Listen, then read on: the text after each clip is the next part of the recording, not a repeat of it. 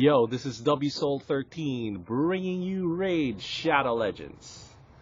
And today, we're gonna be doing Ultimate Death Knight. So, Marinix Fusion, I kind of skipped entirely. So, I kind of took a mini break there because, well, it's been pretty busy for me recently. And now that was a great time for me to skip, I think. And I feel like if you skip that event, you didn't really lose out on much, to be honest. So I've just been doing clan boss, help my clan out, beat the clan boss, and that's pretty much it. I haven't really been doing much else other than that. So today I want to talk about how Ultimate Death Knight plays into your Raid Shadow Legends account. So most people playing the game, especially people that are starting out, they're going to be leaning on Ultimate Death Knight, right? So before we do anything else, I just want to do like a little showcase run where we do Ultimate Death Knight and the quote-unquote F2P Trinity, right?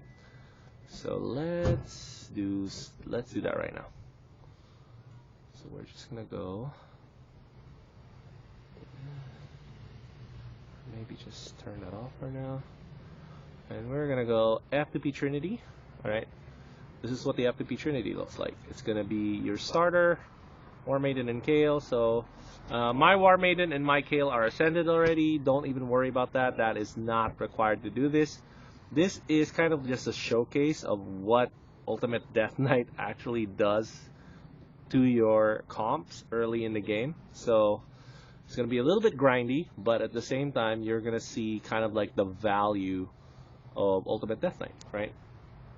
So the one thing really that you want Ultimate Death Knight to do is let Ultimate Death Knight carry your team through the waves. So once you're through the waves, Kayle and War Maiden can kind of like duo the boss by themselves. Haikatun is most likely going to die here during the waves. And honestly, if you are using Haikatun instead of Apothecary, I think a lot of people may not have gotten Apothecary right away. You're okay here to have Haikatun die during the waves, right? So she is Spirit Affinity, which in Dragons 20 is the negative affinity, which she will become your primary negative affinity tank, right? Well, look, did you see that right there? Where Haikatun was able to absorb a hit that Ultimate Death Knight was able to redirect to himself. So keeping your guys alive through the waves is the first challenge, really, of scaling up to Dragons 20. So we could easily go Minnow 15, Dragon 16, with literally any team. Any team can do Minnow 16, Minnow 15, Dragon 16. That's not really a thing in Raid.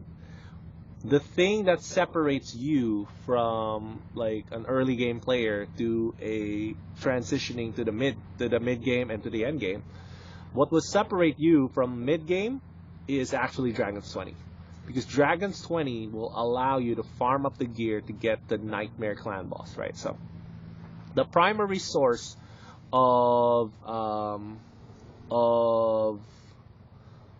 resources in Raid, so the best resource in Raid is and always will be shards. So nothing will be better than shards in terms of getting resources out of the game. Why? Because while you can get away with free champs, so these are literally all free and farmable champs, right? So you pick your starter as Kayle, so that gives you your boss killer for dragons early in the game, and then Haikatun, you get her 30 days into the game. And War Maiden is somebody you farm up early in the game. Every content creator says the same thing. So it's a pretty like modest 4-minute run to beat dragons. And of course my team is like hyper optimized because I'm at the end game already. This is not me telling you, oh, your level 50 Death Knight will be able to carry you through Dragons 20, right? This is me telling you that with Death Knight as your third 6-star champ, so if you get Death Knight to 60, you can definitely do this. With Death Knight as your third 6-star champ, so usually my recommendation is you go Kayle, or starter, War Maiden, and then your carry champ will be number 3. Carry or control champ. So this carry or control champ need to be able to beat Dragons 20. That's it. That's the only requirement for you to pick a carry or control champ. And the one that I previously espoused to in this channel was actually Broadmaw. So Broadmaw has become kind of like the F2P low spender guy that can get you through Dragons 20 by himself.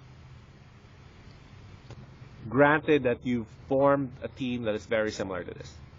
So now that you kind of like seen the power, the raw power of Ultimate Death Knight, right? I'm not gonna show you the stats for the guys because frankly it doesn't matter.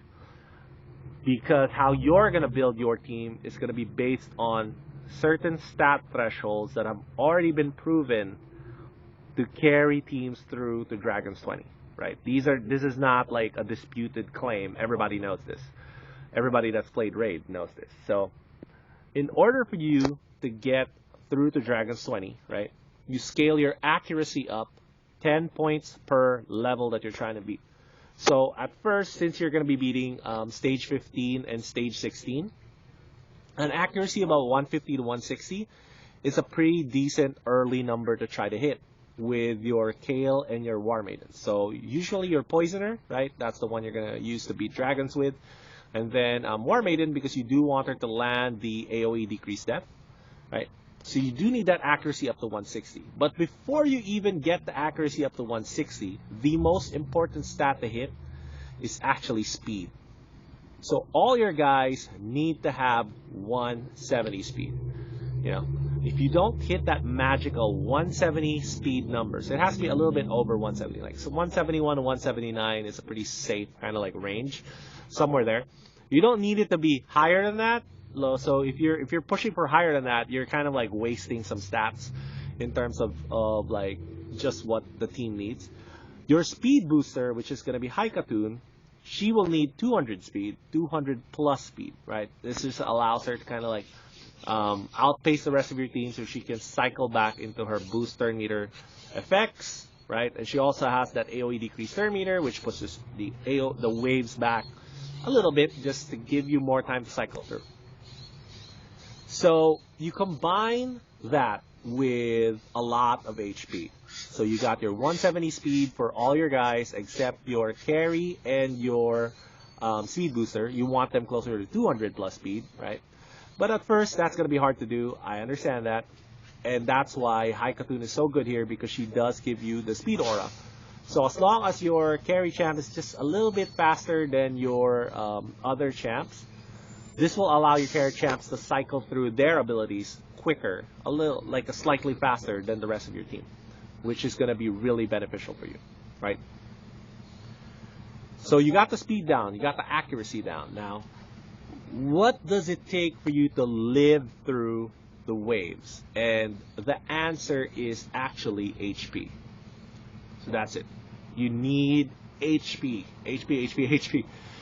Defense is good because you do want a little bit of defense because you're going to be using the same team to do your clan boss team. So that's going to be like scaling down the line. But the number one rookie mistake I see most players do, in fact, almost every player that asks me for advice on Reddit, they make the same mistake. And that mistake is putting crit rate gloves on your guys and then percentage stat boots on your guys. So you need speed boots, you need HP percentage gloves and HP percentage chest. That should allow you to break the necessary stat thresholds to make your team competitive. Enough to beat Mino 15 for sure. So your first 6-star champs, right? First 5 6-star champs should be able to beat Minnow 15 pretty handily if you have hit those stat thresholds for everybody. So what are the gear sets you're looking to run with your team, your starting team like that? You're usually looking for speed set and lifesteal set. Accuracy set is also something you could look out for as well. It's not bad to have. Although I would put that a little bit lower on the bar, because once you get a hold of perception set will replace your accuracy set, right?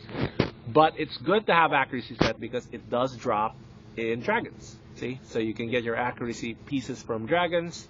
Dragon 16 is actually not a bad place to farm, and Dragon 16 can get you gear that can get you through Nightmare Clan Boss. So once you start transitioning from Brutal to Nightmare Clan Boss, you're going to want some defense on your guys. And one of the best ways to get the defense up on your guys is just replace one of your HP percentage piece of gear with a def percentage piece of gear. That's it. That should kind of solve the problem. And then, of course, your accessories will need to have defense as the main stat or def percentage on it. That's it. So your amulet and your ring, you would want a defense ring and then a defense amulet, right?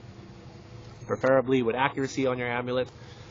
And then that should kind of like start you off really, really good. And you should be able to slowly scale your way up to Nightmare Clan Boss. Which is, once you start hitting Nightmare Clan Boss, like, you've already beaten the mid game, in my opinion. So what are, like, for me, the key benchmarks to hit to get the end game? End game is where the real game starts, by the way, guys. If you don't understand this, then maybe you haven't played enough RPGs in your gaming careers. But really, to get the end game, right, it's where you're farming for the best possible gear. That is what end game means. And once you hit Dragon's 20, you are farming for the best possible gear. Hands down. Once you've hit Dragon's 20, that's it. You've hit the benchmark of farming for the best possible gear for that dungeon. So once you're farming up this gear and you're getting your stats up, right, you're going to be able to do amazing things with your account early in the game. So let's take a quick look at Ultimate Death Knight right here. Because I feel like Ultimate Death Knight is kind of like misunderstood. How come I can't get to him from here? Am I doing something wrong here? Or maybe I need to get out of here, right? Let's go to our guy right here, and then I just want to show you exactly what I'm talking about here. So yeah, I've been playing the game. This is gonna be my 3rd year this December, so close to 3 years now. So the account is stacked, obviously, right? So you're gonna see Ultimate Death Knight, and I actually have him on mismatch gear, right? Just to hit the stat threshold. So I don't even have him on Immortal set. Immortal set is probably what you want him to end up with for dungeons, right? But earlier in the game, you're probably gonna keep him on Lifesteal set, which is fine. Lifesteal set is great on him. I just had him set up like this because he's level 50, and I needed to hit the stat thresholds to keep him alive in the fight, right? So, why is Ultimate Death Knight so freaking good? This A1 has Provoke. So Provoke really does help because it kind of will peel away an attacker off of Haikatun, no, not Haikatun, off of Kale and War Maiden. So your starter and War Maiden need to stay alive along with your Poisoner if you don't have a Poisoner as your starter. So if you didn't pick Kale as your starter, that's fine. You're going to pull a Poisoner at some point. And the Poisoner needs to stay alive to beat dragons, right? And one way to do that is to peel those hits off of your main guys and get them to Ultimate Death Knight. Ultimate Death Knight is a defense-based champ, so you can scale up the defense along with the HP pretty easily. The next skill is an AoE decrease attack. So 80% chance of placing 50% decrease attack for 2 turns. And also could place a fear on each legendary champion. So the legendary champion thing, I don't think it really comes into play for Dragon's 20. I'm trying to think if there's a legendary champ in those ways. I don't think so. So while the fear doesn't really come into play, the decrease attack does come into play. So your first few legendary books, I wouldn't mind at all if you put him on Ultimate Death Knight to get this down to the cooldown and to the 100% chance of placing the 50% decrease attack. So once you've already completed, why Ultimate Death Knight is so good, by the way, is because he fulfills 2 roles in your team. Carry you through Dragon's 20, and then also put decrease attack on the clan boss for Nightmare Clan Boss runs, right? So that's why I think Ultimate Death Knight is so good, and why I think you guys should focus on him, especially if you're looking at your account right now and you're stuck in, you're not even farming Minos 15, or you're not farming Dragon 16, adding Ultimate Death Knight to the mix with those stat thresholds I spoke about earlier, plus the lifesteal gear should be enough to get you through Dragon 16. It's like practically guaranteed. He's unbooked, by the way, so you don't need to book him up. But I'm just letting you know that if you are going to put books on him, you do want that A2 book down. So as far as the continuous healing, this one's okay to get booked down to 3 turns. Actually, it will help you during the clan boss fights, right? So this is not bad. It's just not that important. So you do get a shield and continuous heal buff on all allies, and the shield is proportional to the depth of this champ. So if you scale up the defense, you're going to get bigger shields. But the shield is about half the size of Valkyrie shields, I think. So it's not quite like the super Valkyrie level shields. But still, it's great, right? And then finally, this is where Ultimate Death Knight really does help get you through something like Dragon 20 at a ridiculous pace. So there are builds out there, you can look it up, of Death Knight soloing Dragons 25, I think, or other crazy content. And the reason why Death Knight can solo is because whenever an ally attack, 100% chance of completely blocking one hit and decreasing the incoming damage to 0. This champion will receive that damage hit. Instead, it will also redirect any debuffs from the hit to this champion. The chance of blocking a hit and redirecting the debuffs decreases to 50% if the attacker is a boss, right? So it's only 50-50 in a boss, and then does not work if the ally, if the attack was an AoE attack, of course. And whenever an enemy is healed, heal this champion 20% of that heal. So you steal some heals from the enemy, which is great. In Dragon 20, there's Apothecary there, so when Apothecary does the heal, you get a heal. And then whenever an ally is attacked, 100% chance of completely blocking one hit. So I actually don't know if this has a cooldown. I never noticed. So maybe it can only do it once per round or whatever. But still, saving you that one hit could mean the difference between keeping your guy alive and dying during the waves, right? So increase this champ's HP, def, and speed 10% for each dead ally. You know, I mean, it's great. It does allow him to solo. So this is one of the passives that allows him to scale up his stats so he can solo. And then, of course, you get the increased ally def in all battles by 30%. That's massive, which is really strong in clan boss too, by the way. So actually, you can do a thing if you have hit all the stat thresholds and you don't need Haikatude's 19% speed aura. You should definitely put Death Knight as the lead of your team. So you get that extra 30% def. Now you don't need to worry about def as much because you're focused more on HP, right? Which is what you need in dungeons. That's why Death Knight's so good. So there's really not much else here. And then if you are lucky enough to get that 1-star blessing on him, what you're looking for here is, and this is not a secret, but in case you did not know, you want Brimstone on him. Because if you can land that smite on the boss, it's pretty good damage. And it'll speed up your runs, especially if you're using it as a solo or as a duo for the boss. So another good set to have him on eventually down the line, once you have an actual clan boss team or whatever, is Toxic set as well, because you get the poisons up. But other than that, I feel like Ultimate Death Knight is one of the best promotional champs they have ever done in Raid. And that's including Ninja.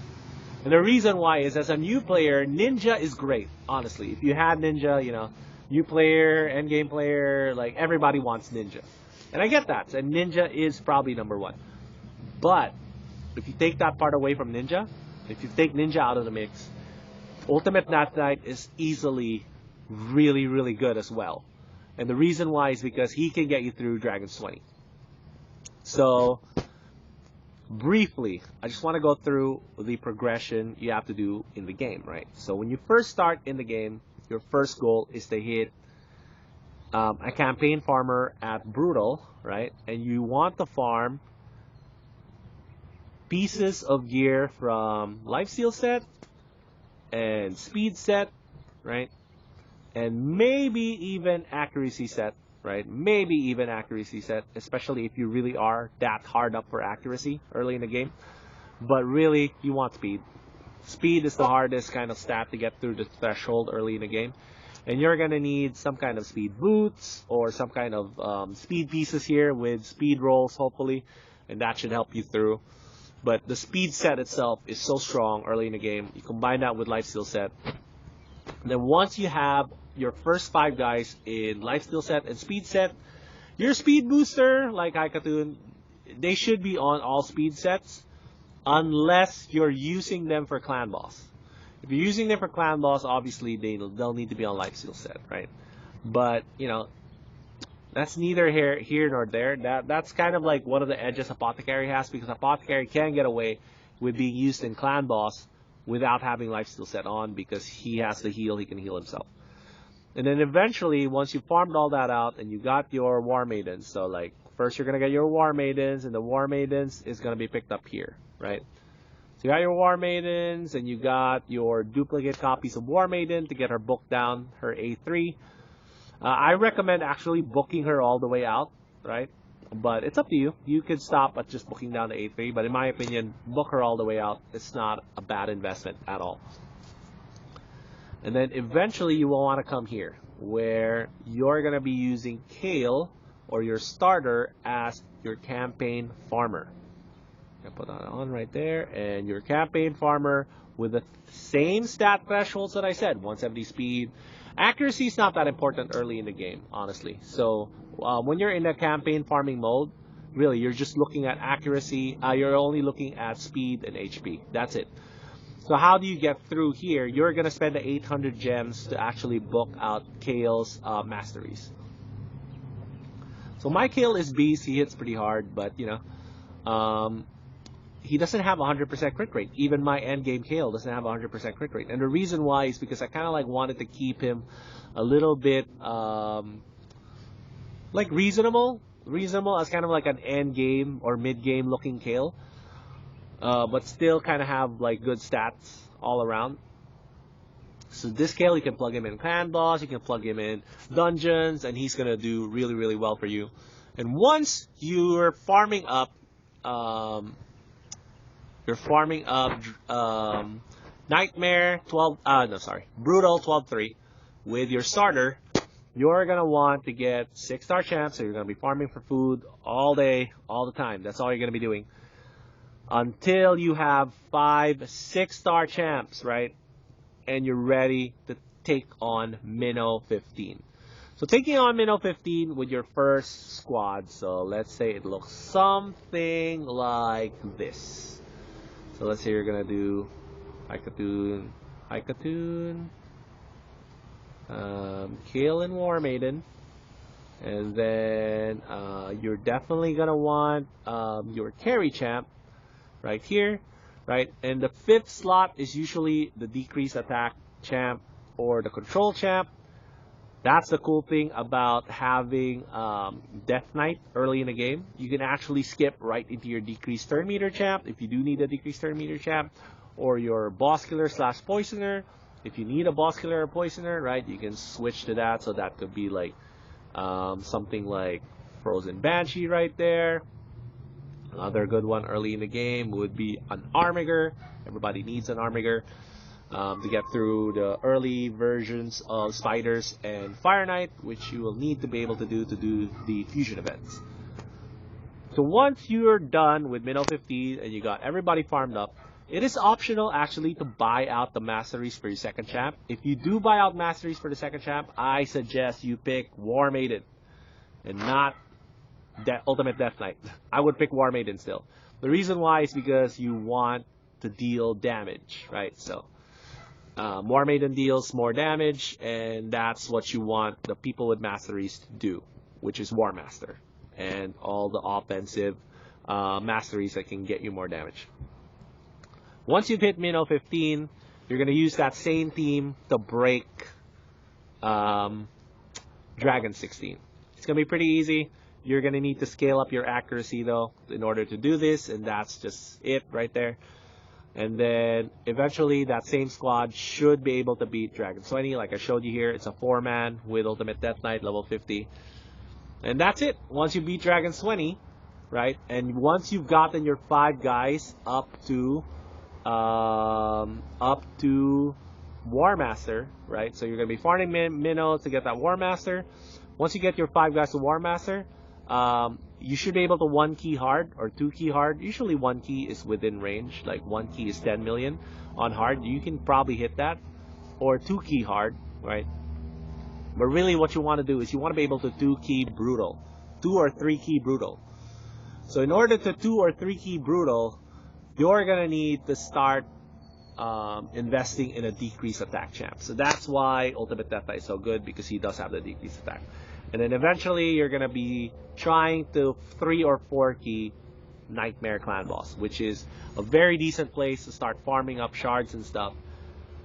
And then from there, you are gonna want to participate in fusion events. So this method allows you to save every single shard you have and save it for the fusion events.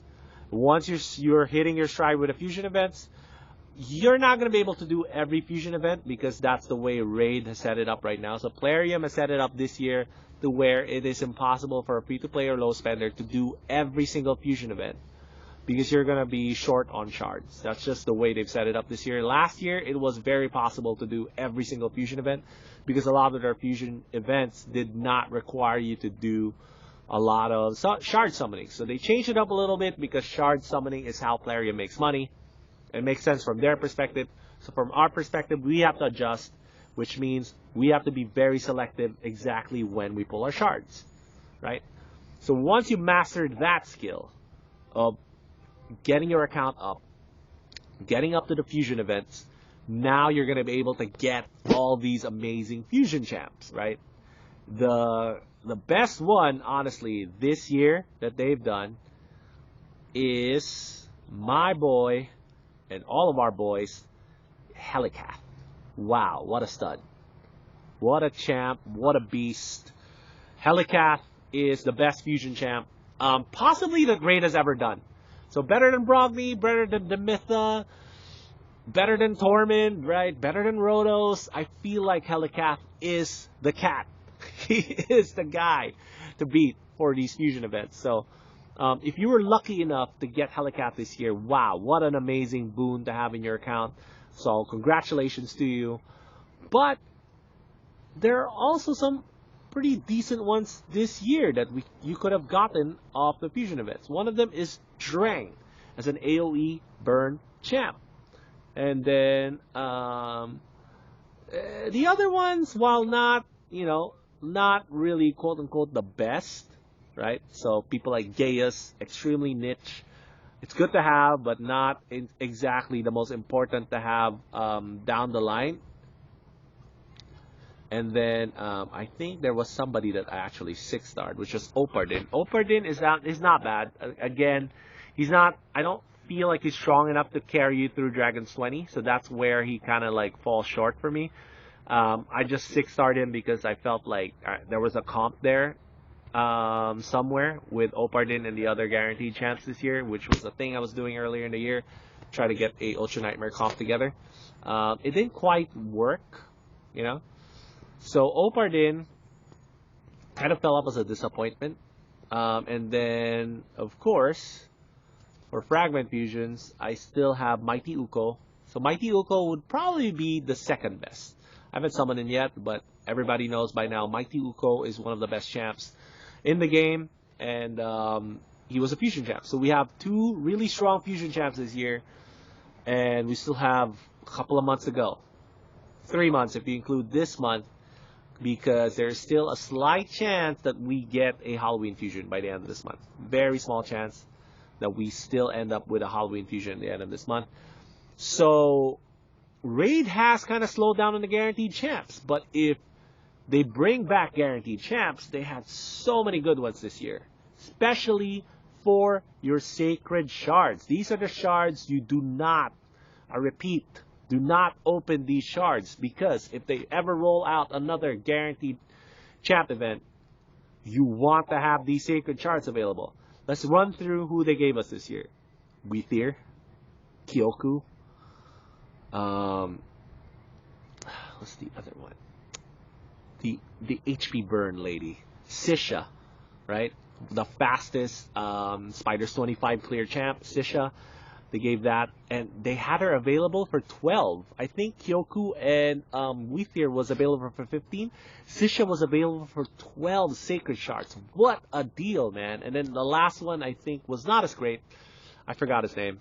Who was it? The last Sacred Shard Fusion champ. Yeah, not as great as those other three. So, still, though, right? In terms of the value of the guaranteed champs this year, it has been on the Sacred Shard side. I mean, Void Shards, they did do Godseeker and Eerie. So the other one that I suggest you do not open unless absolutely necessary are your Void Shards, right? So Sacred Shard, there really is only one place to open them, and that is Fusion Events. Fusion Events, that's it. Not even 2x. Fusion Events, and then a guaranteed champ event that you're capable of getting. So getting that 12 Sacred Shards early in the game, it really is hard to do. For a lot of people, they're going to have 2 or 3, and most likely you're going to be using this for your Fusion events, which is fine, because if you get Helicath, if you get Mighty Uko, your account is pretty much set. Helicath more than Uko, but both are really, really good. Another good source of getting points in for Summon Rush and Champ Chase is, of course, Mystery Shards. Ancient Shards are not bad for Champ Chase, terrible for Summon Rush, unfortunately. While Void Shards and Sacreds are much better in Summon Rush, right?